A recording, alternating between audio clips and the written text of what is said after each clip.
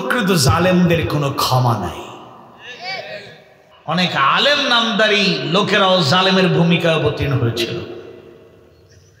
আলেম PhD holder, doctorate, যেন তো না, আমার মতো তালেবে আলেম না, বড় স্কলার, তিনি বলি দিলেন এক অনুষ্ঠানে, মিডিয়ার মাধ্যমে গোটা দুনিয়া ছড়িয়ে পড়ল। তিনি বললেন, আপনি শুধু প্রাইম মিনিস্টার?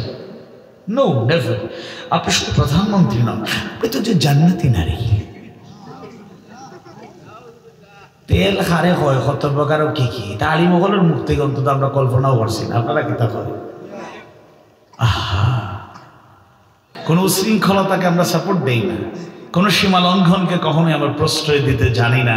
তবে যারা 15.5 বছর জাতির ঘাড়ে জগদ্দল পাথরের মতো চেপে বসে জুলুমতন্ত্র কায়েম করেছিল, তাদের আত্মসমর্পণ, পালানো, লুকিয়ে থাকার মাধ্যমে যারা পরাজিত হয়েছে, সেই জালেমরা, জালেমের দোসররা যদি আবারও মাথা উঁচু করে দাঁড়াতে চায়, অবশ্যই বাংলার জমিনে তাওহীদ প্রিয় মানুষেরা, ছাত্র জনতা মেনে নেবে না। চলে গিয়েছেন, থাকেন নিরাপদে বাহিরে, বন্ধুর দেশে গেছেন আপাজান, ওইখানে আবার ওনার বক্তৃতা রাজনীতি করার ইচ্ছে জাগে। আলামত পাওয়া গেল উনি বক্তব্য রাখবেন, ছাত্র জনতা আগে থেকে প্রস্তুত ছিল। অবশ্যই ওনার বাড়াবাড়ি আর বক্তৃতা না হইলে, আর কর্মসূচি না দেয়া হইলে, মাঝখানে 2-3 দিন যে ঝাঁকুনি হয়েছে সেটা হয়তো হইতো না। এটা আমরা এরকম কিছু কামনা করি না, গৃহযুদ্ধের দিকে দেশ চলে যাবে এটা আমরা কামনা করি না। কিন্তু ওরা যখন প্রস্তুতি নিল, কর্মসূচি দিল, আবারও আলামত পাওয়া গেল উনি একটা ভাষণ দেবেন, আবারও দলীয় কর্মীদেরকে মাঠে ময়দানে আবার উজ্জীবনী শক্তি দেবেন। ছাত্র জনতা কর্মসূচি দিল, খুব সুন্দর। 5 + 2 + 25 = 32। এই নতুন জেনারেশনের ভাষা বোঝাও এত সহজ না। এটা আগের দিন আর নাই। আগে কি সুন্দর মাল কাবাইতাম, এই শেষ। আগে কি সুন্দর দেশ চালাইতাম, এই দিন শেষ। এখন নিউ জেনারেশন, জেনজি, এদের অ্যাটিটিউড, এদের চিন্তা ভাবনা, এদের ইন্টেলেকচুয়ালিটিকে যদি কেউ প্রপারলি বুঝতে না পারে, তাহলে নেতৃত্ব আগামীতে দেওয়া অনেক কঠিন। 5 + 2 + 25 = 32। দেখা গেল 32 মানে কি? 5 মানে তো 5 তারিখ, 2 মানে হলো দ্বিতীয় মাস ফেব্রুয়ারি, 25 মানে 25 সাল, = 32 মানে ধানমন্ডি 32, বুলডোজার কর্মসূচি রাত 9টায়। একজন ইট নিয়ে যাচ্ছে, কই না ইট নিয়ে যাচ্ছি, এটা এই একটা ইট নিয়ে যাচ্ছি, এটা আমাদের ঋণ পরিশোধ করার জন্য, বহু এই আমাদের টাকা পয়সা লুটপাট করছে, এটা নিয়ে রাখবো উপরে, আর দেখবো আর বড় বড় কিছুটা ঋণ আমার শোধ হয়েছে। আরেকজন ইট নিয়ে যায়, কই যান? কই না বাড়িতে নিয়ে যাচ্ছি। কেন? এটা এটা এটা এই সম্পদটা আপনি নিয়ে যাবেন, এটা কোনো কথা? কই না আমি নিয়ে এটা ব্যবহার করব না। এমন ব্যবহার করব মানে ওই রকম না, আমার টয়লেটে কিছু ব্যবহার করবো আর কি, টয়লেটের জন্য ইটগুলো ব্যবহার করবো। মানুষের ক্ষোভ, এটা বুঝতে হবে, এটা বুঝতে হবে। আল্লাহ সুবহানাহু ওয়া তাআলা মুশরিকদের সাথে সম্পর্ক ছিন্ন করার সেই নির্দেশনা জানায় দেন। আল্লাহ তাআলা জানায় দেন, বারাআতুম মিনাল্লাহি ওয়া রাসূলিহি ইলাল্লাযীনা আহাদতুম মিনাল মুশরিকিন। সম্পর্ক ছেদের ঘোষণা আল্লাহ ও তার রাসূলের পক্ষ হতে সে সমস্ত মুশরিকদের সাথে যাদের সাথে তোমরা চুক্তিতে আবদ্ধ হয়েছিলে। তাই আল্লাহ তাআলা এই সূরার শুরুতে মুশরিকদের সাথে সম্পর্ক ছিন্ন করার, পৃথক হয়ে যাওয়ার নির্দেশনা জানায় দিলেন। তাই কোন মুফাসসির এই সূরার নাম উল্লেখ করেছেন সূরা বারাআহ, সূরা বারাআতুন। আর যেটা সুপরিচিত নাম, সেই সূরার নামটা হলো সূরা আত-তাওবা। সূরা তাওবা, তাওবা এই শব্দ থেকে সূরার নামকরণ করা হলো। এর একটা বাস্তব কারণ, একটা সুন্দর উদাহরণ, শিক্ষণীয় সেই উদাহরণ আমাদের জানা। তাবুকের প্রান্তরে যখন যুদ্ধের দামামা বেজে উঠল, আল্লাহর রাসূল তাবুকের প্রান্তরে যুদ্ধে অংশগ্রহণ করার জন্য আহ্বান জানালেন এবং যুদ্ধে যাওয়ার আগে সম্পদ অর্থকড়ি কালেকশন করেছিলেন। সেই ঘটনা আপনাদের জানা। সেই তাবুকের যুদ্ধে, গুরুত্বপূর্ণ ঐতিহাসিক যুদ্ধে আল্লাহ রাসূলের তিনজন প্রিয় সাহাবী মুরারা বিন রাবি, কাব বিন মালিক, হেলাল বিন উমাইয়া রাদিয়াল্লাহু আনহুম তিনজন যুদ্ধে অংশগ্রহণ করতে পারেন নাই। যুদ্ধ থেমে গেল। যুদ্ধের পরবর্তীতে যুদ্ধে অংশগ্রহণ না করার কারণে তাদের উপর আল্লাহর পক্ষ থেকে পানিশমেন্ট, শাস্তি চলে আসলো। কি শাস্তি ছিল সেটাও আমাদের জানা। আল্লাহ রাসূল তাদেরকে জানায় দিলেন তাদের শাস্তি হলো আল্লাহর রাসূল এবং সাহাবায়ে কেরাম তাদের সাথে কথা বলা বন্ধ রাখবেন। পরবর্তী নির্দেশ আসার পূর্ব পর্যন্ত কেউ কথা বলবেন না। এমনকি একটা পর্যায়ে তাদের পরিবারের সদস্যদেরকেও বলা হলো তাদের সাথে কথা বন্ধ। একটু চিন্তা করে দেখুন, আল্লাহর রাসূলকে সাহাবায়ে কেরাম নিজেদের প্রাণের চাইতেও বেশি ভালোবাসতেন, মহব্বত করতেন। তার সাথে একটাবার কথা না বলে থাকা যায় না। আবার একজন সাহাবী আরেকজন সাহাবীর সাথে কেমন মহব্বত ছিল।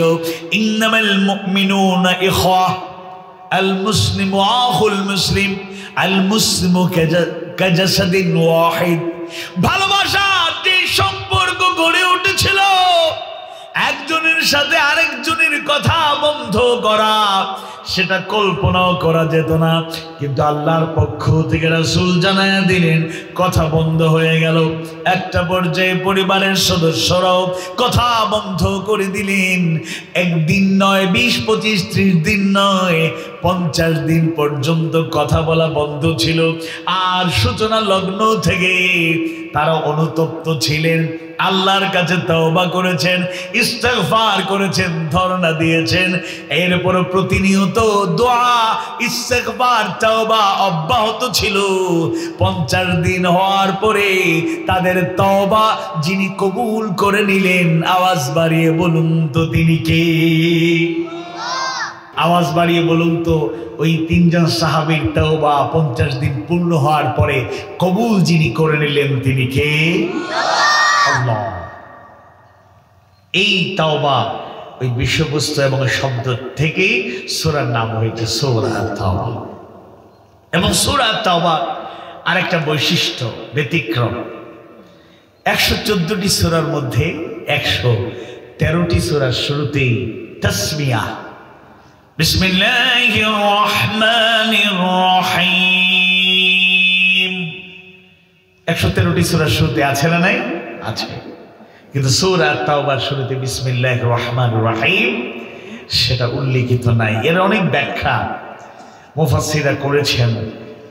যেমন একটা ব্যাখ্যা হলো, কেউ কেউ মনে করেন যে এটি সূরা আনফালেরই পরিশিষ্ট, তাই আলাদাভাবে বিসমিল্লাহ সংযুক্ত করা হয়নি।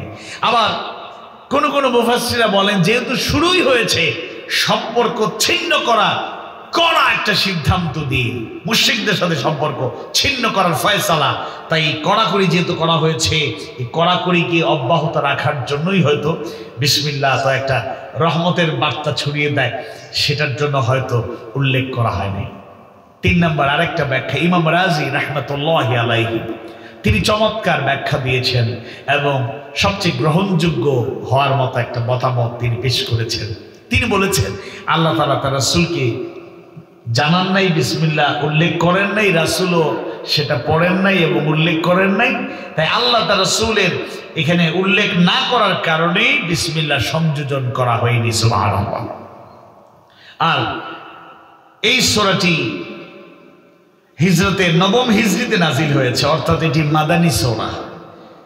হিজরতের শেষ দিকে 9ম হিজরিতে এই সূরাটি তাবুক যুদ্ধের প্রাক্কালে নাজিল হয়েছে, সেই সমসাময়িক সময় নাজিল হয়েছে।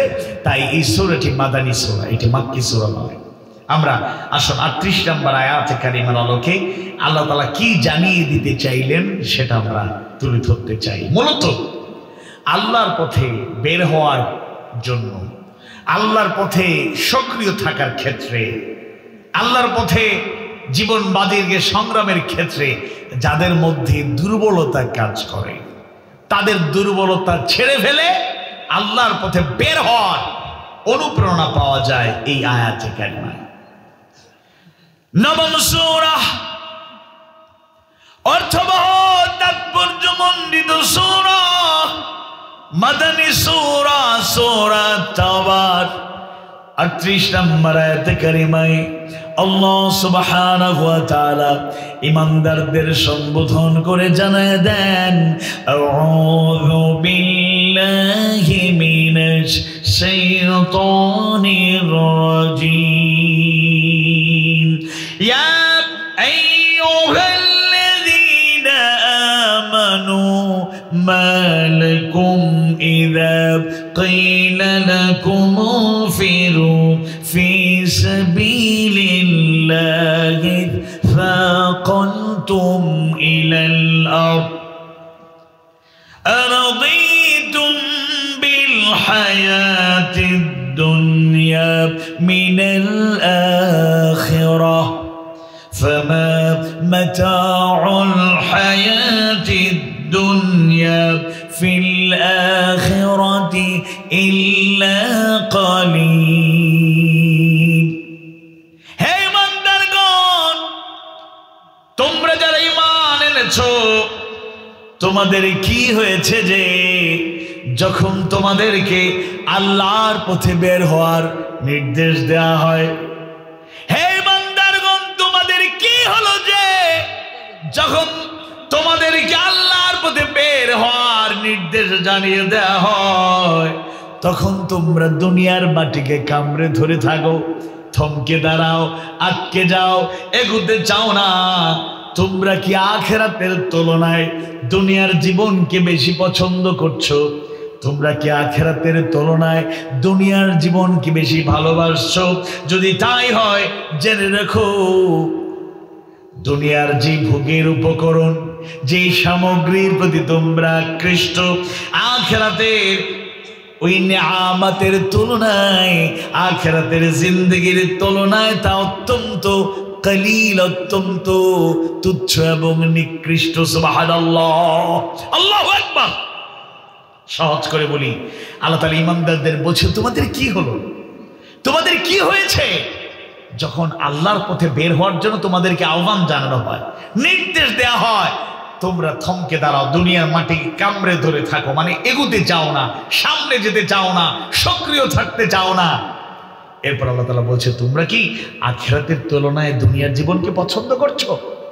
যদি এটা করে থাকো তাহলে শুনে রাখো, দুনিয়ার ভোগের যে সামগ্রী, যে চাকচিক্যময় বস্তুর প্রতি আমরা আকৃষ্ট হয়ে যাই, তোমরা আকৃষ্ট হয়ে যাও, আখিরাতের তুলনায়, আখিরাতের নিয়ামত, নাজনিয়ামত, আল্লাহর দেওয়া সেই জিন্দেগি, আল্লাহর দেওয়া সেই নিয়ামতের তুলনায় এটা খুবই নগণ্য, খুবই তুচ্ছ, অতি সামান্য। নাউযুবিল্লাহ। প্রশ্ন জাগতে পারে, ঈমানদাররা এরকম করে? হ্যাঁ, করতে পারে। তবে একটা বিষয় হলো, ঈমানদাররা করতে পারে, কিন্তু গভীরভাবে চিন্তা করলে প্রকৃত ঈমানদাররা কখনোই আল্লাহর পথে বের হতে গাফলতি করতে পারে? কথা বলে না, পারে? তাহলে এই জায়গায় একটা বিষয় পরিষ্কার হওয়া দরকার, সেটা হচ্ছে ঈমানদার বললেই ঈমানদার হওয়া যায় না। ইয়া আইয়ুহাল্লাযীনা আমানু, ও দ্য বিলিভার্স, হে বিশ্বাসীগণ, হে ঈমানদারগণ। এখন আমরা তো ঈমানদার দাবি করি, তাহলে ঈমানদার হলে আল্লাহর পথে গাফলতি কেন হবে? হওয়ার তো কথা না। একটু বিশ্লেষণ করলে পরিষ্কার হবে। দুইটা আয়াত আপনাদেরকে একটু স্মরণ করিয়ে দেব, তাহলে এই দুই আয়াতে কারিমার আলোকে প্রকৃত ঈমানদারদের মোটামুটি পরিচিতি আপনারা পেয়ে যাবেন ইনশাআল্লাহ। দ্বিতীয় সূরা, সর্ববৃহৎ সূরা, অর্থবহ তাৎপর্যমণ্ডিত মাদানী সূরা। আল্লামা ইবনে কাসির রাহিমাহুল্লাহ বর্ণনা করেন, 114টা সূরার মধ্যে আল্লাহ তাআলা যেই সূরার মধ্যে সবচেয়ে বেশি আহকাম, তার বিধিবিধান জানিয়ে দিয়েছেন, ওই সূরা হলো সূরাতুল বাকারা। সূরাতুল বাকারার ৮ম আয়াতে কারিমায় আল্লাহ সুবহানাহু ওয়া তাআলা জানায়া দেন, ওয়া মিনান নাসি মান ইয়াকুলু আমান্না বিল্লাহি ওয়া বিল ইয়াউমিল আখির ওয়া মা হুম বিমুমিনিন।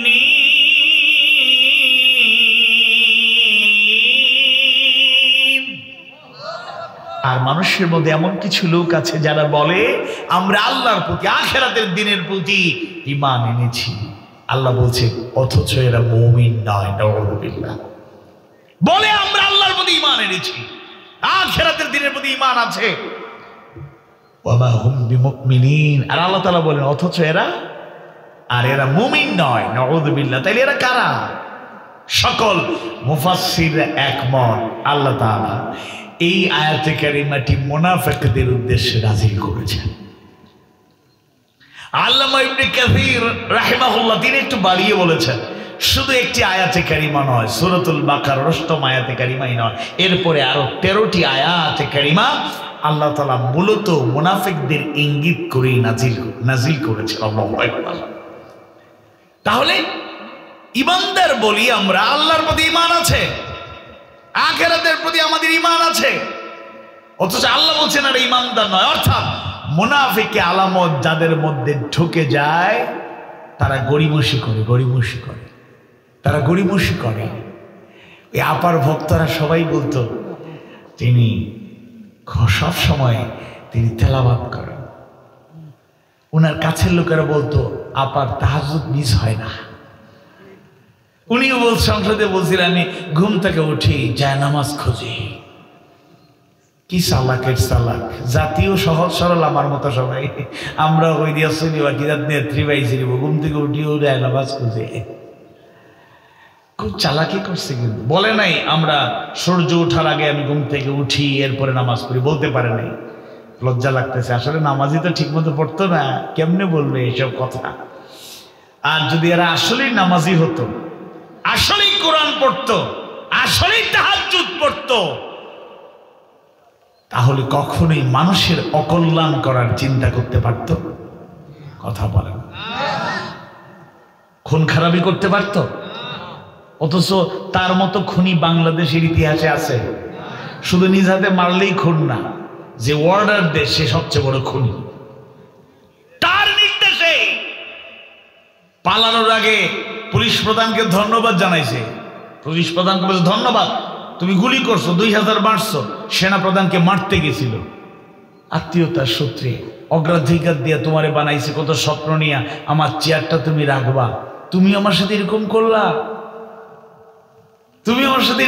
মারতে গেছিল, লোকের আটকাইছে। থামেন, মাথা ঠান্ডা করেন, 45 মিনিটস রেড সিগন্যাল, চলে যান, নতুবা অবস্থা খারাপ হয়ে যাবে। আপনিও নাই দেখবেন, আমিও নাই। আহা, গণভবনে কত মজার মজার খাবার রেডি ছিল। ছাত্ররা গিয়ে ডেকটা যদি এরকম পাতিলগুলা না দেখাইতো আমরা জানতেই পারতাম না। কত রকমের খাবার রেডি ছিল, রিজিকে নাই, রিজিক ছিল বন্ধুর বাড়িতে। হেলিকপ্টার যুগে যখন রওনা হয়ে গেল, সোশ্যাল মিডিয়ায় ভিডিও ভাইরাল, ইলেকট্রনিক মিডিয়ায় খবর আসতে শুরু করেছে। আম জনতা বলার আগেই দলীয় নেতা কর্মীরা বলা বলি শুরু করলো, আপা চলে গেল, বলে গেল না। আর আরেকজন বিখ্যাত ব্যক্তি কাকা, সিলেটে আসতেছে একটা ট্রেন, একজন লোক বসে আছে, এই ভিডিওটা ছবিটা ভাইরাল, দেখতে হুবহু কাকার মতো, বুঝতে পারছেন তো? তিনি শুনছি যতটুকু বিশ্বস্ত সূত্রে অনেক আগেই পালাইছেন, সিলেটও 3 মাস ছিলেন, এরকম একটা নিউজ আছে। এটা আমাদের জন্য দুর্ভাগ্যজনক। যাই হোক, তারা বলতো আমরা নামাজ পড়ি, তারা বলতো তাহাজ্জুদ গুজার তাদের আপা, তারা বলতো কোরআন তেলাওয়াত করে। আল্লাহ তাআলা সূরা আনকাবুতের 45 নম্বর আয়াতে কারিমা বলছেন, ইন্নাস সালাতা তানহা আনিল ফাহশাই ওয়াল মুনকার, নিশ্চয় সালাত মানুষদেরকে, নামাজীদেরকে অশ্লীলতা এবং বেহায়াপনা থেকে, অশ্লীলতা এবং মন্দ কাজ থেকে বিরত রাখে। কোন প্রকৃত নামাজি যদি কেউ প্রকৃত নামাজি হয়ে যায়, সে অশ্লীলতার সাথে সম্পর্ক রাখতে পারবে না, সে মন্দ কাজ করতে পারবে না। যারা নামাজের দোহাই দিত, মাথায় পট্টি বেঁধে প্রথম ধোঁকা দিয়েছিল 1996 এর নির্বাচনে, হাতে তাসবিহ নিয়ে মাথায় হিজাব পরিধান করে তওবা করে জাতির সাথে মিথ্যা কথা বলে প্রতারণা করে ক্ষমতায় আসার পরে দেশ এবং মানবতা যেই পরিমাণ ক্ষতি করেছে, ভবিষ্যতে পাই পাই হিসাবে জাতি গ্রহণ করবে। তাহলে মুমিন দাবি করলে মুমিন হওয়া যায় না, বড় কথা ঘোষণা দিলেই চলে না। অনেক আলেম নামদারি লোকেরাও জালেমের ভূমিকায় অবতীর্ণ হয়েছিল। আলেম, পিএইচডি হোল্ডার, ডক্টরেট, যেন তো না, আমার মতো তো আলেমে আলেম না, বড় স্কলার, তিনি বলি দিলেন এক অনুষ্ঠানে, মিডিয়ার মাধ্যমে গোটা দুনিয়া ছড়িয়ে পড়ল। তিনি বললেন, আপনি শুধু প্রাইম মিনিস্টার? No, never. আপনি শুধু প্রধানমন্ত্রী নন, আপনি তো যে জান্নাতি নারী। তেল হারে হয় কত প্রকার কি কি, তা আলিমহলের মুখ থেকে অন্তত আমরা কল্পনাও করছি না। আপনারা কি তা করেন? আহা, ইমানদার বললে ইমানদার হওয়া যায় না। মুমিন দাবিদার হতে পারেন মানুষের কাছে লেবাসে, আবার জব্বায়, হিসাবে, তাসবিতে, জিকিরে, আজকারে, ছবিতে, ফ্যাশনে, চলাফেরায়, উঠা বসায় আল্লাহওয়ালা নিজেদেরকে তুলে ধরতে পারেন, কিন্তু কথার কাজে প্রকৃত মুমিন না হলে আল্লাহ তাআলা তাদেরকে জানায় দিলেন ওয়ামা হুম বিমুমিনিন, অথচ এরা মুমিন নয়। আব্দুল্লাহ বিন উবাইর চাইতে আনুগত্যশীল আপনি হইতে পারবেন না তো। আল্লাহ রাসূলের পিছনে পিছনে নামাজ পড়তেন, কত কাছে থাকতেন। আল্লাহ রাসূলের কেমন মহব্বত, ওই মুনাফিক ইন্তেকালের পর আল্লাহ রাসূল নিজে অংশগ্রহণ করেছেন, তার খোঁজ খবর নিয়েছেন। আপনারা জানেন, জানাজা পড়িয়েছেন, আরো অনেক কিছু জানেন। যদিও তার ক্ষমা নাই, আল্লাহ তাআলা আয়াত নাযিল করে জানিয়ে দিলেন, কিন্তু কতটা দরদ, কারণ এত আনুগত্যশীল ছিল। কিন্তু সেই লোকটা ওদের প্রান্তরে 300 নিয়ে যখন আলাদা হয়ে গেল, জাতির কাছে পরিষ্কার হয়ে গেল এরা মুনাফিক। যদি কেউ প্রকৃত মুমিন মুমিনার কাতারে শামিল হয়ে যায়, সেই লোক আল্লাহর পথে চলার ক্ষেত্রে তার মধ্যে কোনো দুর্বলতা থাকতে পারে না। আল্লাহর পথে সংগ্রাম করার ক্ষেত্রে তার কোনো গাফলতি থাকতে পারে না। দুদিন থেকে একটা ভিডিও ভাইরাল, যাত্রাবাড়ি 4 আগস্ট যার নেতৃত্বে মাত্র 5 মিনিটে উদ্ধার করা হয়েছে। আর জাতিও এত দুষ্ট, তারা একটা ভিডিও ছাইড়া দিছে, মানে উনি জাতিকে উদ্ধার করবেন কি, নিজেই জান নিয়ে পালাচ্ছে। আহা, লম্বা লম্বা কথা, লম্বা লম্বা কথা, লম্বা লম্বা কথা, কথার কাজের মিল নাই। আল্লাহ তাআলা বুঝার তৌফিক দিন, বলেন আমিন। আওয়াজ বাড়িয়ে বলুন আমিন। কেউ যদি ভালো কাজ করে তার স্বীকৃতি দিতে হবে, কিন্তু না কইরা বেশি বেশি লম্বা লম্বা কথা কয়ে কি যায়েন না। এখন এমন এক যুগ, সবকিছুর ডকুমেন্টস থেকে যায়। কেউ কেউ আছে, এমন ভাই ইয়া আল্লাহ আমি আর চিনচিনি, আমি ও যে আপনার এক মহব্বতের ভাই, দেখো হইছে না, মাঝখানে ব্যস্ত আসলাম, আমি পড়ালেখার বাইরে আসলাম, বহুত বছর পরে আইছি, আই আতর ফুলের তোরা ওরা দিয়া দেখবা একেবারে মহব্বতের জায়গা। এমাদ ভাই ওরকম চালাও না, ছবি তুলি লিছু না, যে তুলি লাও। খাসের খান্দা আইটি সেক্টরে যারা এক্সপার্ট, ওবা দেখো চাই কি ছেলেটারে গুগলে সার্চ মারিয়া ফেসবুকে আসলে হই বাদে দেখা যায় ও বনর অধিকারী আসলা যে তাইনর লোকে ভালো খাতির আছে। আহা আহা, সাবধান, যতই রূপ পাল্টানোর চেষ্টা করেন, এখন হিস্ট্রি কিন্তু থেকে যায়, হিস্ট্রি থেকে যায়, হিস্ট্রি থেকে যায়, হিস্ট্রি থেকে যায়। সাম্প্রতিক সময় এক কলম সৈনিক নামের কলঙ্ক দুষ্টুমি করছে, আমার সাথে একটু দুষ্টুমি করছে। এবার তার হিস্ট্রি স্টাডিজ করতে করতে দেখা যায় তার ছবি পাওয়া গেছে, আল্লামা নদভী হাফিজাহুল্লাহ। আপনারা খুব খুশি, আল্লামা নদভীর চিনেন না সবাই আপনারা, চট্টগ্রামের কিং, বড় স্কলার। ওই আপার দলের একাধিকবার নির্বাচিত, রাতের ভোটে ঘুমের মানে ভোট ছাড়া উনি নির্বাচিত হয়েছেন। আলেম স্কলার ঠিক আছে, কিন্তু ইমান বিক্রি করে এইসব হয়েছে আর কি। যাই হোক, তো ওই লোকদের সাথে যাদের উঠা বসা হয়, এরা রূপ পাল্টাইয়া একটু এদিকে আসার চেষ্টা করলেও তাদের ক্যারেক্টার বদলাইয়া যায় না। তাহলে ইমানদার দাবি করলে সেই ব্যক্তির মধ্যে আসলে মুনাফিকি না থাকলে আল্লাহর পথ থেকে প্রকৃত মুমিনদেরকে যতই বাধা দেওয়া হোক, কষ্ট দেওয়া হোক, সরানো যায় না। বাস্তব উদাহরণ, বর্তমান প্রেক্ষাপট, সাম্প্রতিক সময় বিগত কয়েক বছরের উদাহরণ বারবার অনেক সময় আমরা দিয়ে থাকি। কেউ কেউ তো বিরক্ত হন, হুজুর এইগুলো শুনতে শুনতে ভাল লাগে না, কিন্তু এর চাইতে উজ্জ্বল দৃষ্টান্ত তো নাই। আমি 70 বছর আগের একটা গল্প বই পড়ে একটা ঘটনা বললাম, অনেকে তাকাবে আসলে কি সত্য, যাচাই করতে শুরু করবে। আর এইসব জলজান্ত এক্সাম্পল গুলো বললে সবাই বলে না ঠিক আছে, যা বলছেন সত্য, এটা আমরা নিজেও দেখছি। সুবহানাল্লাহ। তাহলে প্রকৃত ইমানদার যারা মুনাফিকি আলামত তাদের মধ্যে থাকে না। আল্লাহর প্রতি তাদের দৃঢ় ইমানের যে ঘোষণা তারা ব্যক্ত করেন, আখিরাতের সফলতাকে প্রাধান্য দিয়ে যেভাবে তারা তাদের পথ চলাকে অব্যাহত রাখেন, নবী রাসূলুল্লাহ সেই শিক্ষা দিয়ে গিয়েছেন। আল্লাহ রাসূল সেই সৌন্দর্যের বাস্তব উদাহরণ, তিনি উসওয়ায়ে হাসানা। সূরা আল আহজাবের 21 নম্বর আয়াতে কারিমায় আল্লাহ সুবহানাহু ওয়া তাআলা জানায়া দেন, লাকাদ কানা লাকুম ফি রাসূলিল্লাহি উসওয়াতুন হাসানা, তোমাদের জন্য একমাত্র আল্লাহ রাসূলের জীবনে রয়েছে সর্বোত্তম আদর্শ। রাসূল নিজের জীবনের মাধ্যমে ত্যাগ আর কুরবানির নজরানা পেশ করে, কষ্ট স্বীকার করে শিখিয়ে গেলেন ইমানের পথটা কুসুমাস্তীর্ণ নয়, ইমানের পথটা কণ্ঠকাকীর্ণ। আমরা তো খুঁজি কদু খাওয়ার সুন্নত, এটা মানতে ভালো লাগে। মিষ্টি জাতীয় খাবার খাওয়া সুন্নত, এই সুন্নতটা মানতে ভালো লাগে। আল্লাহ রাসূল ইমানের পথে সাহাবীদেরকে শিখায় গেলেন, কিয়ামত পর্যন্ত তার উম্মতদের জন্য আদর্শ রেখে গেলেন, শিখায় গেলেন। তিনি নিজেই দ্বীনের দাওয়াত দিতে গিয়ে তায়েফের ময়দানে রক্তাক্ত হয়েছেন।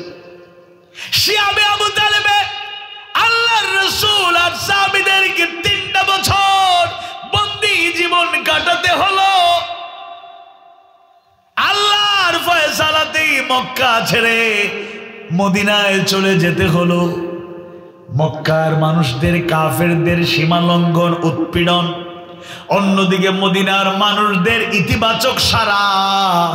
আল্লাহর ফয়সালায় বাড়িঘর ছেড়ে, জন্মস্থান ছেড়ে, অর্থ সম্পদ, ঘোড়া উট, যত সম্পদ সবকিছুর মায়া ছিন্ন করে আত্মীয় অনেকেই যেতে পারেন নাই। আত্মীয়তার সম্পর্ককে প্রাধান্য না দিয়ে আল্লাহর ফয়সালায় মক্কা ছেড়ে মদিনায় চলে গেলেন। কত বড় কোরবানি করলেন। উহুদের প্রান্তরে আল্লাহ রাসূল দান মুবারক তার শহীদ হয়ে গেল, মাথা ফেটে গর্তে পড়ে গেলেন, লোহার কড়া মাথা দিয়ে ঢুকে গেল। অপপ্রচারকারীরা অপপ্রচার চালাতে শুরু করলো, মুহাম্মদ আর নাই। অনেক সাহাবীদের মন দুর্বল হয়ে গেল, যদিও ওই আয়াতে কারিমা তাদেরকে উজ্জীবিত করেছে, ওয়ামা মুহাম্মাদুন ইল্লা রাসূল قد خلت من قبله الرسل। আল্লাহু আকবার। আল্লাহ রাসূল নিজে রক্ত দিয়েছেন, নিজের টাকার নজরানা পেশ করে দেখিয়ে গিয়েছেন। আর আমরা সুবিধাবাদ জিন্দাবাদ। আল্লাহর পথে বের হইলেই ঝুঁকি আছে, আল্লাহর পথে চললে জীবনের ঝুঁকি আছে। কারাগার আসতে পারে, হাত চলে যেতে পারে, পা চলে যেতে পারে, চোখ উপড়ে ফেলা হতে পারে। আমাকে মিথ্যা মামলা অপবাদ দিয়ে মাসের পর মাস, বছরের পর বছর জেলখানায় বন্দী করা হতে পারে। প্রকৃত ইমানদাররা হাসি মুখে জীবন দেয়, সস্তা ইমান বিক্রি করে মুনাফিক কাপুরুষ থাকতে চায় না। এটাই হচ্ছে বাস্তবতা। রাসূলের আদর্শের উজ্জ্বল দৃষ্টান্ত। যদি ওইরকম ঈমান থাকে তাহলে আমরা কখনোই মুনাফিকি আলামত কাপুরুষতা লালন করব না। সেই উহুদের প্রান্তরে যুদ্ধ যখন থেমে গেল, আল্লাহ রাসূল নিজেও আহত, এরপরে বের হয়ে গেলেন। কতজন শহীদ হয়েছেন তাদের দেখার জন্য গাজী যারা ছিলেন সেই সব সাহাবী অনেকে আহত, তারাও যোগ দিলেন শহীদদের সন্ধানে। গোনা শুরু হলো, গুনতে গুনতে দেখা গেল উহুদের প্রান্তরে 1 জন নয়, 10 জন নয়, 20 জন নয়, 70 জন সাহাবী শাহাদাতের পেয়ালা পান করেছে। এক একজন প্রিয় সাহাবী ক্ষত বিক্ষত রক্তাক্ত দেহ, আল্লাহ রাসূল আর সাহাবায়ে কেরাম দেখেন আর আবেগে আপ্লুত হয়ে যান, চোখের পানি থামানো যায় না। একটা পর্যায়ে আল্লাহ রাসূল আর সাহাবীদের সামনে চোখে পড়ল। এবার তারা দেখলেন হযরত হামজা রাদিয়াল্লাহু আনহু ক্ষত বিক্ষত রক্তাক্ত দেহখানা। তারা দেখে আবেগ আপ্লুত হয়ে গেলেন। আল্লাহ রাসূল ওই দৃশ্য দেখার পরে এত কান্না করেছেন। অন্য সময় এরকম কান্না করার নজির খুঁজে পাওয়া যায় না। আল্লাহর রাসূল সাহাবীরা তাকায় দেখে কাফের মুশরিকদের পক্ষ থেকে উহুদের এই ময়দানে যার সাথে সবচেয়ে বেশি জুলুম করা হয়েছে তিনি হযরত হামজা রাদিয়াল্লাহু আনহু। হযরত হামজা রাদিয়াল্লাহু আনহু তার দেহ ক্ষত বিক্ষত। আল্লাহ রাসূল তাকায় দেখলেন হামজা রাদিয়াল্লাহু নাকটা নাই কেটে ফেলা হয়েছে, কানটা নাই কেটে ফেলা হয়েছে। তাকায় দেখেন বুক আর পেট চিড়া, কলিজাটা বুক থেকে ছেড়ে নেওয়া হলো। হিন্দা বিনতে উতবা বদরের প্রান্তরে উতবা সহ তার আত্মীয় স্বজনরা দুনিয়া থেকে বিদায় নিলেন। যার বীরত্ব অন্যতম কারণ ছিল তিনি হযরত হামজা রাদিয়াল্লাহু আনহু। নিঃসন্দেহে বদরের প্রান্তরে আল্লাহর সাহায্য, ফেরেশতাদের সহযোগিতা সবচেয়ে বেশি কাজে লেগেছে। এরপরও সাহাবীদের মধ্যে যাদের বীরত্ব কাফেরদের দুর্বল করে দিয়েছিল, কাফেররা দুনিয়া থেকে 70 জন বিদায় হয়ে গেল।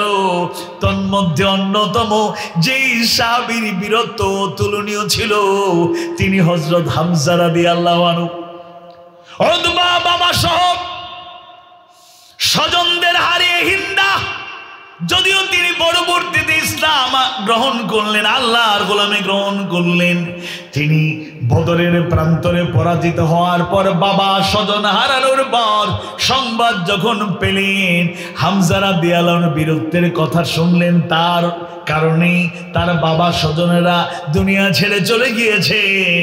হিন্দা সেই দিন ঘোষণা করলেন, আমি ঘোষণা দিলাম যতক্ষণ না হামজাকে হত্যা করা হবে, যতক্ষণ না তার কলিজা চিবিয়ে খাবো, ততক্ষণ পর্যন্ত আমার হৃদয় প্রশান্তি পাবে না। নাউযুবিল্লাহ। হিন্দা দায়িত্ব দিয়েছিল ওয়াহশী, যিনি পরবর্তীতে ইসলাম গ্রহণ করলেন, আল্লাহর গোলামি গ্রহণ করলেন।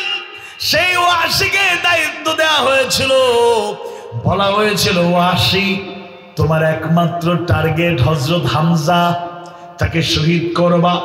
শুধু শহীদ করলে চলবে না, হত্যা করলে চলবে না, তার বুকটা চিরে কলিজা নিয়ে আসবা, চিবিয়ে খাবো।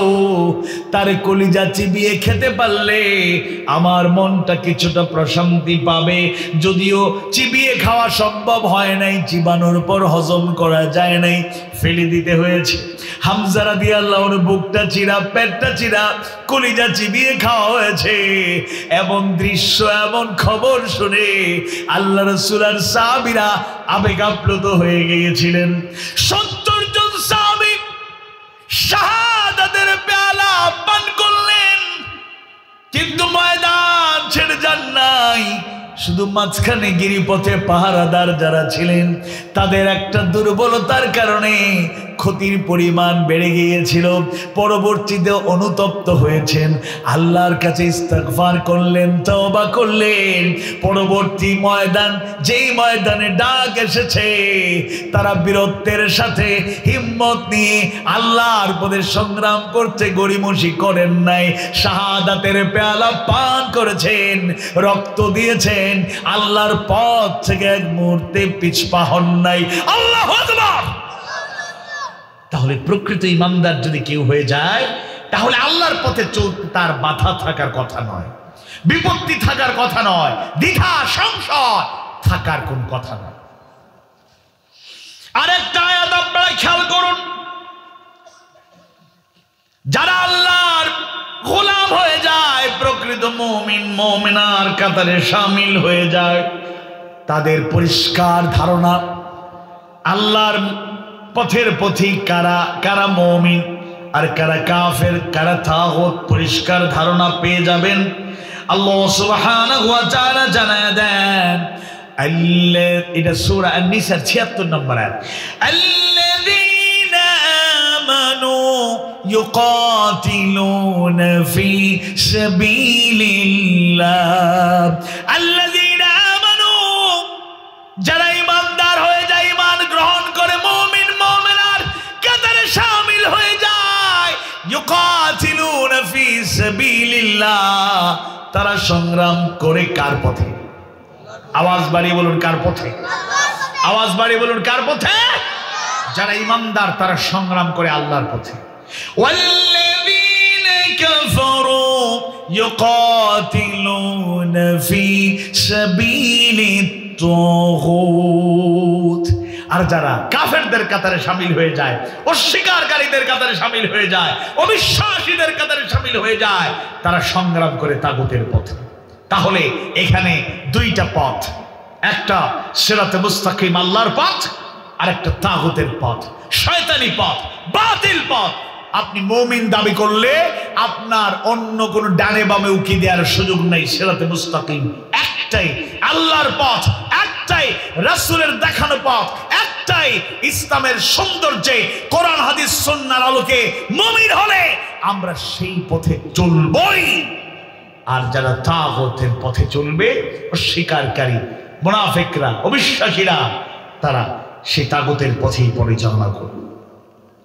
তাহলে আল্লাহর পথে আল্লাহ তাআলা বলছেন, হে বান্দারগণ, তোমাদের কি হয়েছে যে যখন তোমাদেরকে আল্লাহর পথে বের হওয়ার আহ্বান জানানো হয়, তোমরা থমকে দাঁড়াও, মাটিকে কামড়ে ধরে থাকো, আটকে যাও, দুর্বল হয়ে যাও, গাফলতি করো, পিছপা হয়ে যাও। তোমরা কি আখিরাতের তুলনায় দুনিয়ার জীবন কি বেশি পছন্দ করছো? যদি তাই হয় জেনে রাখো, দুনিয়ার ভোগের সামগ্রী, চাকচিক্যগুলো আখিরাতের সামগ্রীর তুলনায় কালিল, অত্যন্ত তুচ্ছ, অতি সামান্য। নাউযুবিল্লাহ। তাহলে একটা ধারণা আমরা পেয়ে গেলাম, প্রকৃতি ইমানদার হয়ে গেলে নিঃসন্দেহে আল্লাহর পথে বের হওয়ার জন্য দ্বিধা থাকবে না। মুনাফিকে আলামত থাকলে একটু দ্বন্দ্ব থাকবে, দ্বিধা থাকবে। 15.5 বছরে বা 17-18 বছর আমরা অনেক লোককে দেখেছি হিকমত কৌশল করতে করতে, মানে হিকমতের অপব্যাখ্যা করে কৌশলের নামে পিছনের দরজা দিয়া পালানোর চেষ্টা করছে। আর সুদিন আসার পরে তাদের অ্যাক্টিভিটিস আর তৎপরতার কারণে অন্তত সামনের কাতারে বা ভালো চেয়ারে আর ওই সময়ের ত্যাগী মানুষেরা জায়গা পায় না। সম্মেলন শুরু হওয়ার আগে আইসা সুন্দর কাপড় চোপড় পরে শর্ট ভিডিও বানাইয়া ছেড়ে দেয়, আমরা ছিলাম, আমরা আছি, আমরা তো থাকবো, মুছে যাব না। এরকম লোক মনে বড় লেখাত নাই নাকি? তবে কষ্ট, তাদেরকে আবার টার্গেট করে বেশি কথা কষ্ট দিয়েন না। ভুল করছে, একটু ভীত ছিল, দুর্বল ছিল, একটু সমস্যা হয়ে গেছে, এটা থাকতেই পারে। তবে তাদেরকে আমরা আলিঙ্গন করব। তবে একেবারে জালেমদের দূষণ কেউ হয়ে গেলে তাদেরকে আবার কোলাকুলি করে কাছে নিয়ে আসার দরকার নেই। নাকি নিয়ে আসবেন? এখনো নির্দেশনা আইছে না, এটা অপেক্ষা করো সামিআনা ওয়া আতানা। যদি নির্দেশ আয়, আল্লাহ মাফ করিয়া দেওয়ার মালিক, আল্লাহ যদি মাফ করিয়া দিলেন, বান্দায় মাফ করলেও সমস্যা নাই, তবে প্রকৃত জালেমদের কোনো ক্ষমা নাই। 5 জনে বলছেন ঠিক, মাশাআল্লাহ। ছোটরা ডরাইলেন নি, বলতে কি তো গরম গরম বাস করে ডরাইলেন, যে জ্যাকেট লাগাইছো বুলেটও ঢুকতো নাই, বুলেট প্রুফ। আল্লাহ তাআলা কবুল করুন বলে এরাই আগামী দিনে মাআজ মাওয়াইজের উত্তরসূরি। আল্লাহ তুমি কবুল করো। মুরব্বীরা কইরা ছোট থাকলে যে বড় গুরুত্ব পাওয়া যায়, লাইতাশ শাবাব ইয়াউদ ইসজৌবন কাল যদি আইতো, হুজুরে আমরা গুরুত্ব দিলাম। শুনুন, আপনাদের প্রশংসা করি। বহু বুড়া লোক আছে, বহু মুরব্বী আছেন, বয়স 75-80, কিন্তু তাদের গতি, চলাফেরা, পরিশ্রম, কষ্ট সহিষ্ণু মানসিকতা, অ্যাক্টিভিটিস দেখলে মনে হয় 35-40 বছরের যুবক। আর 35-40 বছরের বহু যুবক আছে, এরার দুর্বলতা দেখলে এমন হয় ও আল্লাহ বয়স মনে হয় 80-85 হয়ে গেছে। দেখতেও লাগে টায়ার্ড। ভাই কিতা ঘুমও হয় না, নি খালকে একটু ঘুম কম হয়েছে। কয় ঘন্টা হয়েছে? 10 ঘন্টা। 10 ঘন্টা ঘুমাইও হয় ঘুম হইছে না, দুর্বল লাগে ভাই, দুর্বল লাগে। আর অনেক মুরব্বী আছে 3 ঘন্টা ঘুমায়, ঘুমও লাগে না, কিন্তু চলাফেরার গতি আছে না নাই? আমাদের মৌলভীবাজারের রত্ন, বাংলাদেশের রত্ন, বিশ্ব ইসলামী আন্দোলনের নেতা ডাক্তার শফিকুর রহমানের গতি, তার অ্যাক্টিভিটিস দেখে বহু লোকদের মাথা খারাপ হয়ে গেছে, সহ্যই করতে পারে না। ওই লোকটা একটা কথা বললে একটা উল্টা কথা বলতেই হয়। কিছু লোক জবাব না দিলে যেন শান্তি পায় না, মনে মনে আসলে কয় আমরা বুড়া লোকেরা এত গতিতে চলতে পারি না। এই লোকটা এই টেকনাফ, এই তেতুলিয়া, এই রূপসা, এই পাথুরিয়া, এই সিলেট, আবার ওই দেখা যায় উনি রাজশাহী, ওই জায়গা যায় বরিশাল, ওই খুলনা। আল্লাহু আকবার। এই জন্য যুবক, বয়স, লাল দাড়ি সাদা দাড়ি দেখিও আপনিও মনে করেন না যেন বুড়া, মনে মনে কইবা আমি এখনো জোয়ান আছি। কিতা করা লাগবে? হো আল্লাহর ভরসা, ইনশাআল্লাহ। আমর বিন জুমুহ রাদিয়াল্লাহু আনহু কথা আপনারা জানেন, এই উহুদের প্রান্তরে তিনি শহীদ হয়েছিলেন। আমর বিন জুমুহ রাদিয়াল্লাহু আনহু, তিনি খোরা ছিলেন, খোরা মুরব্বী, বয়স্ক। ছেলেরা 3-4 জন চলে যাবে জিহাদের ময়দানে, খুব খুশি, আব্বার কাছ থেকে বিদায় নেয়। আব্বা, আমি একটু মজা করে বলতেছি, কষ্টের কথা, ইমোশনাল কথা, বেশি সিরিয়াস বললে আপনারা তো আবার এখন টেনশনে পড়ে যাবেন, এই জন্য এটা স্বাভাবিকভাবে বলি। জিহাদের ময়দানে শহীদ হওয়া আনন্দের ব্যাপার, বলেন আলহামদুলিল্লাহ। কয়জনের সৌভাগ্য হয়? তো সন্তানরা রেডি, আব্বা কালু সালাম এইরকম কি দোয়া করবা, আমরা জিহাদের ময়দানে হয়ে যাও, আমারে লইয়া যাও। না না, আপনি তো খোরা, আপনি অসুস্থ, একাও লইয়া আপনি গেলে যুদ্ধ করবা। এই খোরা, আতুর, যারা লেংড়া, যারা এটা পঙ্গুত্ব বরণ করছে, তারা যুদ্ধ যাওয়া লাগে না, আল্লাহ রাসূল কইছেন, আল্লাহ নির্দেশ। কিন্তু তিনি বলেন আমি যাব। ছেলেরা বলে না, আল্লাহ রাসূল বলেছেন আপনার যাওয়ার দরকার নেই, আমরা যাবো, আমাদের জন্য দোয়া করেন, আমরা যেন শহীদ হই আর জান্নাতে দেখা হয়। না, আমি যাব। সুবহানাল্লাহ বলেন। যেতে যেতে আল্লাহ রাসূলের কাছে অভিযোগ, মানে বাবা বলছেন আমি যাব, একদিকে বয়স্ক, অন্যদিকে পঙ্গু মানুষ। আল্লাহু আকবার। আল্লাহ রাসূলের কাছে চলে গেলেন ছেলেদের সহ। ইয়া রাসূলুল্লাহ, আমি জিহাদের ময়দানে যেতে চাই। তারা বলছে আপনি নাকি বলছেন আমার যাওয়া লাগবে না। মুচকি হাসি দিয়ে আল্লাহ রাসূল বলেন, হ্যাঁ কথা তো ঠিক, ইয়া রাসূলুল্লাহ আমি যুদ্ধে যেতে চাই।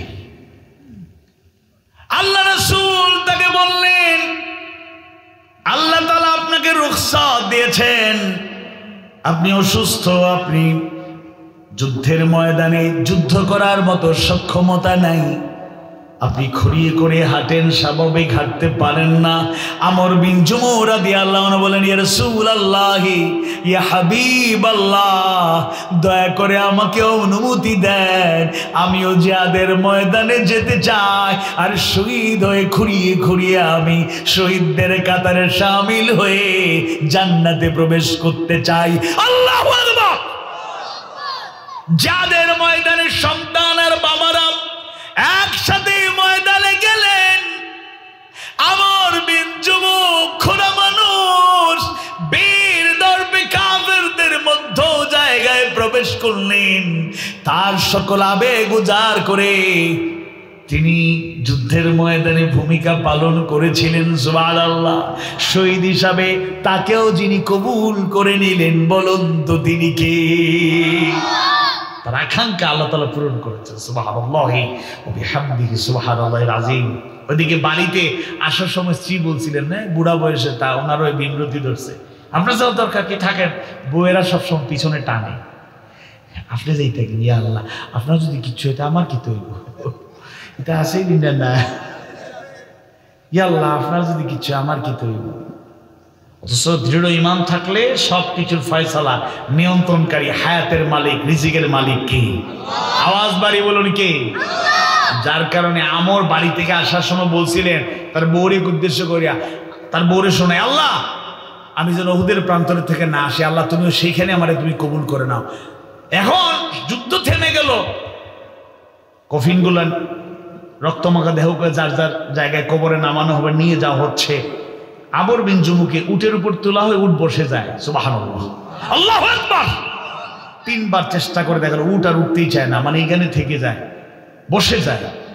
এক পর্যায়ে আল্লাহ রাসূল তার স্ত্রীও চলে এসেছে, জিজ্ঞেস করলেন আমর বাড়ি থেকে বের হওয়ার সময় কি বলেছে, কিছু বলেছে? ইয়া রাসূলুল্লাহ, তিনি দোয়া করছেন, আল্লাহ আমারে তুমি উহুদের ময়দানে কবুল করো, বাড়ি যদি ফিরে আসতে না পারি, কারণ আমি একটু বলছিলাম আর কি আপনি যাওয়ার দরকার নেই, আমি বাড়িতে থাকেন, বাড়িতেই আসবো না, আল্লাহ তুমি উহুদের ময়দানে আমার কবুল করো। কবুল করে নিয়েছেন কে? অনেক মুরব্বী, বুড়া লোক, বৃদ্ধ লোক, অবহেলা করবেন না। এদের ট্যাস, এদের আবেগ, এদের ইমোশন, ইমানি দৃঢ়তা, আল্লাহ তাআলা তাদের এই আবেগ দেখে মুচকে হাসেন আর তাদেরকে জান্নাতি বানানোর জন্য রেডি থাকেন, নির্দেশ দেন। আল্লাহু আকবার। ইমানদার ভাইয়েরা, এবার এই আয়াতটা বুঝার জন্য আরেকটা আয়াত তেলাওয়াত করে এরপরে আমি শেষ দিকে যাব। এই আয়াতের তাফসীরটা বুঝার জন্য একই সূরার আরেকটা আয়াত বুঝলেই আপনার কাছে সব পরিষ্কার হয়ে যাবে। নবম সূরা, সূরা তাওবার 38 নম্বর আয়াত কারিমায় আল্লাহ সুবহানাহু ওয়া তাআলা যেভাবে জানতে চাইলেন, প্রশ্ন করলেন, তোমাদের কি হয়েছে যে যখন আল্লাহর পথে বের হওয়ার নির্দেশ দেয়া হয় তোমরা মাটিকে কামড়ে ধরে থাকো, আটকে থাকো, থমকে দাঁড়াও, এগুতে চাও না। এবার একই সূরার 24 নম্বর আয়াতে কারিমা একটু অধ্যয়ন করলে পরিষ্কার হয়ে যাবে, তাদের পিছুটান শুধু মৃত্যুর ভয় এগুলোই নয়, বরং কাছাকাছি এমন কিছু ভালোবাসার বস্তু আছে যেগুলো তাদেরকে পিছন থেকে টানে। জানিয়ে দিয়েছেন কি? 8টা বস্তু শোনেন, এগুলো ভালোবাসা, হালাল ভাবে যেগুলো গ্রহণ করবেন, সব বিষয়ের প্রতি, বস্তুর প্রতি আকর্ষণ থাকাটা হালাল। এই ভালোবাসাটাকে আল্লাহ গ্রহণযোগ্য হালাল করে দিয়েছেন। তবে শেষ দিকে নির্দেশ জানিয়ে দিয়েছেন, তাহলে 24 নম্বর আয়াতে কারিমা আল্লাহ তাআলা কি কি প্রিয় বস্তুর কথা বললেন আপনারা একটু মনোযোগ দিয়ে শুনবেন। নবম সূরা, সূরা তাওবার 24 নম্বর আয়াতটা বুঝলে 38 নম্বর আয়াতটা ক্লিয়ার হয়ে যাবে। আর 2টা আয়াত যদি বুঝতে পারি তাহলে ইসলামের পথে, আল্লাহর পথে, জিহাদের ক্ষেত্রে, সময় বের ক্ষেত্রে, চেষ্টা প্রচেষ্টার ক্ষেত্রে আমাদের মধ্যে দুর্বলতা থাকবে না। আওয়াজ বাড়িয়ে বলি ইনশাআল্লাহ। আল্লাহ তুমি কবুল করো। আওয়াজ বাড়িয়ে বলুন আমিন। আল্লাহ তাআলা বলেন, কুল ইন কানা আবাউকুম ওয়া আবনাউকুম ওয়া ইখওয়ানুকুম ওয়া আজওয়াজুকুম ওয়া আশীরাতুকুম ওয়া আমওয়ালুন ইকতারাফতুমুহা وتجارة تخشون كسادها ومساكن ترضونها এরপর আল্লাহ তাআলা বলেন আহাব্বা ইলাইকুম মিনাল্লাহি ওয়া রাসূলিহি ওয়া জিহাদিন ফি সাবিলি ফাতারাব্বাসু হাত্তা ইয়াতিয়াল্লাহু বিআমরিহি। আল্লাহু আকবার। আল্লাহ তাআলা জানায় দেন, প্রিয় বস্তুর কথা বলুন। তোমাদের পিতামাতা, তোমাদের সন্তান সন্ততি, তোমাদের ভাই বোন, তোমাদের স্ত্রী পরিজন, অর্জিত সম্পদ, ব্যবসা বাণিজ্য, যার মন্দাকে তোমরা আশঙ্কা করো, লসকে তোমরা ভয় পাও, তোমাদের বাড়িঘর যাকে তোমরা খুব পছন্দ করো, এই সমস্ত কিছু তোমাদের নিকট কি আল্লাহ, তার রাসূল এবং আল্লাহর পথে যাদের চাইতে বেশি প্রিয়? আল্লাহ তাআলা জিজ্ঞেস করছেন। এই যে প্রিয় বস্তুগুলো বললেন, এগুলো হালাল, যেগুলো এগুলো গ্রহণ করা, এগুলোর কদর করা আল্লাহ তাআলা হালাল করে দিয়েছেন। এমনকি এগুলোর ব্যাপারে গুরুত্ব একটু বলবো আমি। এই ভালোবাসার একটা বস্তু বলার পর আল্লাহ তাআলা বলছেন এগুলো কি আল্লাহ তার রাসূল এবং আল্লাহর মধ্যে জিহাদের চাইতে বেশি প্রিয় তোমাদের কাছে? যদি এটা হয় আল্লাহ তাআলা সাবধান করে বলছেন তবে আল্লাহর ভয়াল গজবের সিদ্ধান্ত আসা পর্যন্ত অপেক্ষা করো। নাউযুবিল্লাহ। দুনিয়ার যত ভালোবাসার বস্তু থাকুক, যতটুকু হালাল এটাকে সর্বোচ্চ কদর করব, ভালোবাসবো, মর্যাদা দেব, কিন্তু আল্লাহ তার রাসূল আল্লাহর পথে জিহাদের চাইতে অন্য কোনো ভালোবাসাকে অগ্রাধিকার দেয়া যাবে? কথা বলেন, অগ্রাধিকার দেয়া যাবে? তাইলে এক নাম্বার দেখেন ভালোবাসার বস্তু হলো পিতামাতা। একজন সন্তানের কাছে পিতামাতার চাইতে এত আপন আর কেউ নাই। ওয়াবিল ওয়ালিদাইনি ইহসানা, আল্লাহ তাআলা তাদের সাথে সদাচরণ নির্দেশ দেন। একটা দুইটা আয়াতে কারিমায় নয়, অগণিত আয়াতে কারিমায় আল্লাহ সুবহানাহু ওয়া তাআলা সেই নির্দেশনাগুলো জানায়া দেন। আবু হুরায়রা রাদিয়াল্লাহু আনহু থেকে বর্ণিত সেই হাদিস কারো জানা নয়। আল্লাহর রাসূল তিনবার বদুয়া করলেন, রাহিমা আনফুহু, রাহিমা আনফুহু, রাহিমা আনফু। তার নাক ধুলায় মলিন হোক, তার নাক ধুলায় মলিন হোক, তার নাক ধুলায় মলিন হোক। এর মানে সে অপমানিত হোক, অপদস্থ হোক, ক্ষতিগ্রস্ত হোক। কাইলা মান ইয়া রাসূলুল্লাহ, জিজ্ঞেস করা হলো হে আল্লাহর রাসূল ওই কপাল পড়া লোকটাকে যার ব্যাপারে আপনি তিনবার বদুয়া করলেন? কালা, আল্লাহ রাসূল বললেন মান আদরাকা ওয়ালিদাইহি ইনদাল কিবারি আহাদুহুমা আও কিলাহুমা সুম্মা লাম ইউদখিলিল জান্নাহ। যে তার জীবদ্দশায় বৃদ্ধ অবস্থায় বাবা মা উভয়জন কিংবা একজনকে পেয়ে গেল, অতঃপর জান্নাতে প্রবেশ করতে পারল না। এর মানে বাবা মাকে খুশি করতে পারল না, তাদের খিদমত করতে পারল না, তাদের সাথে উত্তম আচরণ করতে পারল না। রাসূলের অন্য বর্ণনা সেটা আমাদের জানা। বাবা মায়ের ব্যাপারে বললেন হোমা জান্নাতুকা ওয়া নারুক, তারা অর্থাৎ পিতামাতা তোমার জান্নাত তোমার জাহান্নাম। তাই সন্তান হিসাবে বাবা মায়ের জন্য সর্বোচ্চ ভালোবাসা, সদ আচরণ আমরা উজাড় করে দেব। কিন্তু বাবা মায়ের ভালোবাসা আল্লাহ তার রাসূল আর আল্লাহর পথে জিহাদের চাইতে বেশি বানানো যাবে না, বেশি হওয়া যাবে না। বাবা মায়ের কাছে সন্তানরা কলিজার টুকরো, প্রাণের চেয়েও প্রিয়, প্রাণের চেয়েও প্রিয় আমার ছেলে, আমার মেয়ে, আমার সন্তান। ভালোবাসার কোনো কমতি যেন না থাকে। আল্লাহ রাসূল জানিয়ে দিয়েছেন আকরিমু আওলাদাকুম ওয়া আহসিনু আদাবাহুম, তোমরা তোমাদের সন্তানদেরকে বেশি বেশি সম্মান করো, মানে বেশি বেশি মহব্বত করো। ওয়া আহসিনু আদাবাহুম, তাদেরকে উত্তম আদব কায়দা তালিম তারবিয়াত দাও। সন্তানগুলোকে মানুষের মতো মানুষ বানাবো, তাদের হক আমরা আদায় করব, তাদেরকে সর্বোচ্চ ভালোবাসা দেব। কিন্তু সন্তানের ভালোবাসা আল্লাহ তার রাসূল এবং আল্লাহর পথে জিহাদের চাইতে, আল্লাহর পথে চলাফেরার চাইতে বেশি গুরুত্বপূর্ণ নয়। ভাই বোনের প্রতি ভালোবাসা থাকাটা একটা বড় দায়িত্ব, কিন্তু এই ভালোবাসা যেন আল্লাহ তার রাসূল এবং আল্লাহর পথে চলার চাইতে বেশি না হয়। স্বামীর কাছে স্ত্রী, স্ত্রীর কাছে স্বামী কত প্রিয়। এতদিন বিয়ের আগ পর্যন্ত যুবক মনে করতো আমার বাবা, আমার মা আমার সবচাইতে প্রিয়। একটা যুবতী তরুণী মনে করতো বাবা মা আমার সবচাইতে প্রিয়। কিন্তু যখন বৈবাহিক বন্ধনে আবদ্ধ হয়ে গেল, আবদ্ধ হয়ে গেল, ধীরে ধীরে ভালোবাসা বেড়ে গেল। একটা পর্যায়ে তারা অনুভব করছে একে অপরের চাইতে এত প্রিয় আর কেউ নাই। স্বামীর কাছে স্ত্রীর জন্য ভালোবাসার কমতি থাকবে না, স্বামীর জন্য স্ত্রীর ভালোবাসার কমতি থাকবে না।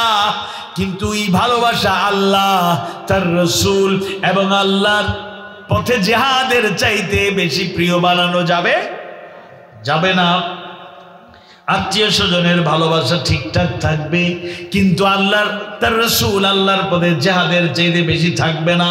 অর্জিত সম্পদ, যেই ধন দৌলত টাকা পয়সা আমরা হালাল ভাবে অর্জন করেছি, এর প্রতি আমাদের ভালোবাসা থাকা দরকার। যেভাবে কৃপণতা করা যাবে না, অপচয় করা যাবে না।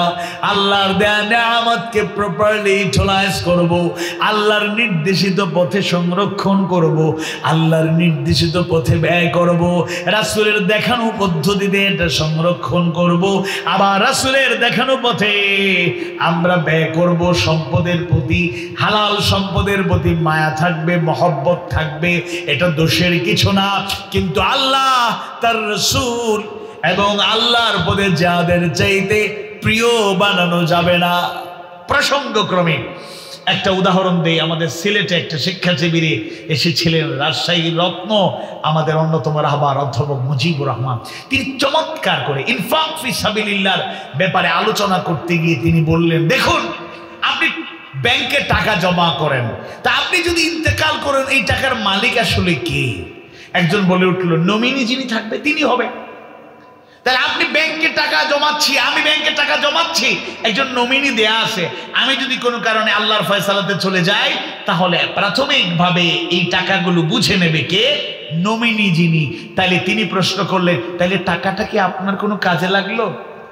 কাজে লাগলো তো নমিনি যারা বা আপনার উত্তরাধিকার যারা, তাদের কাজে লাগলো, এটা তো আপনার টাকা না।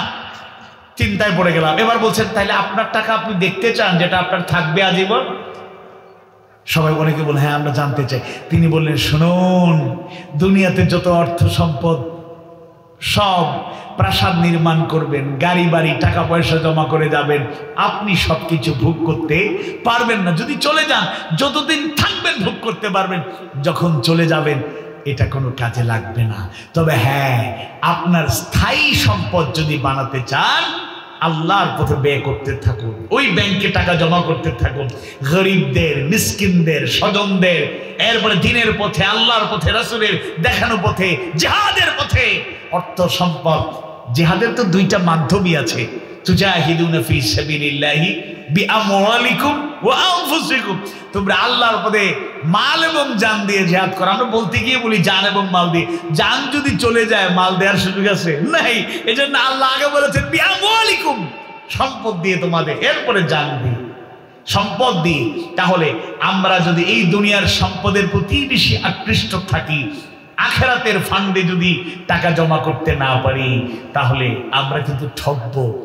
দুনিয়ার আপনার নমিনি উপকার পাবে, আপনার নেক্সট জেনারেশন, উত্তরাধিকাররা।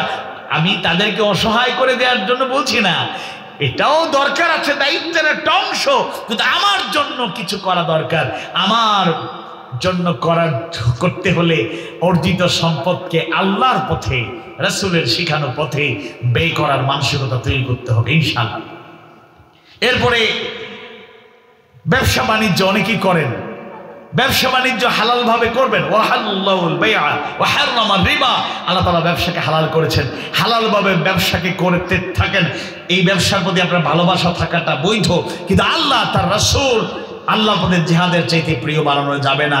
আপনি সুন্দর একটা বাড়ি বানাইছেন, এই বাড়ির প্রতি আপনার ভালোবাসা থাকাটা স্বাভাবিক, এটা অস্বাভাবিক নয়, কিন্তু আল্লাহ তার রাসূল আল্লাহর পথে জিহাদের চাইতে প্রিয় বানানো যাবে। মুতার প্রান্তরের সেই ঘটনা আমরা শুধু শুনি নাই, শুনতে শুনতে আমাদের মুখস্থ নিজেরাও পড়তে পড়তে জানি। সেই মুতার প্রান্তরে জাফর বিন আবু তালিব যখন পরিবার থেকে বিদায় নিয়েছিলেন, পুত্র সন্তানেরা স্ত্রী কাঁদলেন, একবারও পিছনে তাকান নাই। আব্দুল্লাহ বিন রাওয়াহা স্ত্রীকে দেখা না করে রওনা হয়েছিলেন, সেটা আমরা জানি। আল্লাহু আকবার, নারায়ে তাকবীর, লিল্লাহি তাকবীর। আলহামদুলিল্লাহ, আমাদের মেহমান, কাঙ্ক্ষিত মেহমান, সাতক্ষীরা রত্ন, বাংলাদেশের বর্তমান সময়ের সারা জাগানো মুফাসসির কোরআন মাওলানা মুহাম্মদ রায়হান কবির হাফিজাহুল্লাহ আমাদের মাঝে উপস্থিত হয়েছেন। আলহামদুলিল্লাহ, কেমন আছেন? শেষ করে দিচ্ছি। আলহামদুলিল্লাহ, আমি শেষ পর্যায়ে, আমারও 1.5 মিনিট সময় বাকি, ভাইও চলে এসেছেন। আলহামদুলিল্লাহ। তো যে কথা বলছিলাম, এই যে ভালোবাসার বস্তুগুলো আল্লাহ তাআলা সূরা তাওবার 24 নম্বর আয়াতে কারিমার মাধ্যমে জানিয়ে দিলেন। আর 38 নম্বর আয়াতে কারিমার আলোকে আমরা যা আলোচনা করছিলাম, আল্লাহ জানতে চেয়েছেন তোমাদের কি হয়েছে।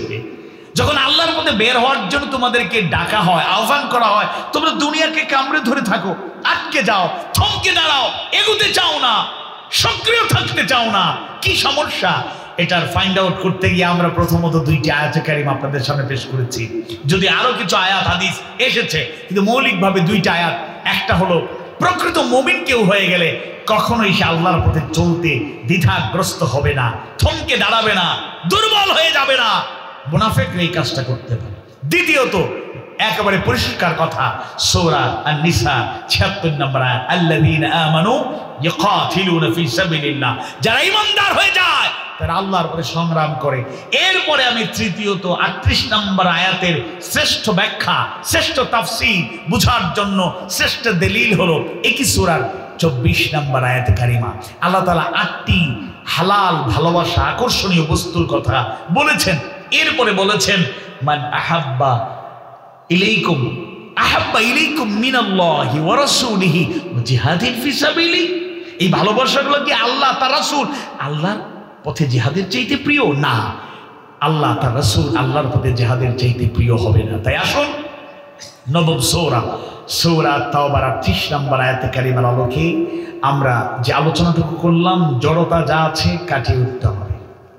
শুধু সমর্থনে, বক্তৃতা, বয়ানে, তাফসিরে, মাহফিলে কিংবা সংগঠনের আলোচনায়, পর্যালোচনায় অংশগ্রহণেই যেন সীমাবদ্ধ না থাকে। একেবারে প্র্যাকটিক্যালি আমরা আল্লাহর পথের একজন সৈনিক হতে চাই। আল্লাহর পথে আমরা নিজের মাল এবং জানকে উজাড় করে এগিয়ে যেতে চাই।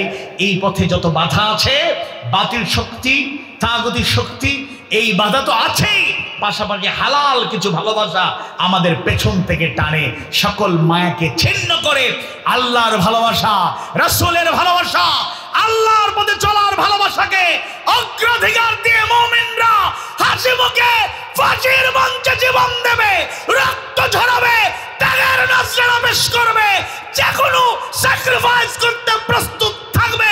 দিনের পথ থেকে নিষ্ক্রিয় হয়ে যাবে না, পিছপা হবে না, হবে না, হবে না ইনশাআল্লাহ। আল্লাহ তাআলা কবুল করুন।